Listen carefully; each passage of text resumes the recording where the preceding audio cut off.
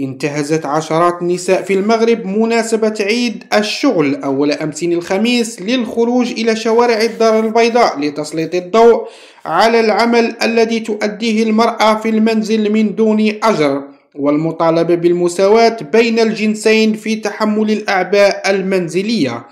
وقادت هذا التحرك جمعية التحدي للمساواة والمواطنة بالتنسيق مع الفيدرالية الديمقراطية للشغل، حيث ارتدى متظاهرون من النساء والرجال مريالة المطبخ ورددوا شعارات تطالب بتقاسم أعباء المنزل.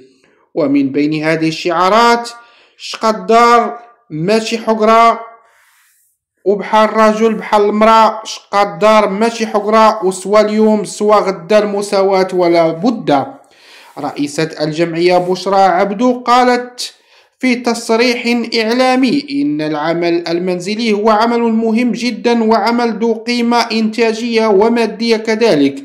اليوم مطالبنا هي أن نتقاسم الأعباء المنزلية مع الرجال، لأنه عمل لا يمس برجولة الرجل ولا ينقص من قيمة المرأة، بالعكس هو عمل مهم جدا ويجعل الأسرة تعيش في هناء وسعادة على حد قولها. وأضافت: اليوم نسبة الشيخوخة في المغرب في ارتفاع بحسب آخر إحصاء سكاني أجراه المغرب، وهناك أعباء زائدة على النساء تتمثل في الأعمال المنزلية، لذلك يجب تقنين هذا العمل، تضيف ذات المتحدثة.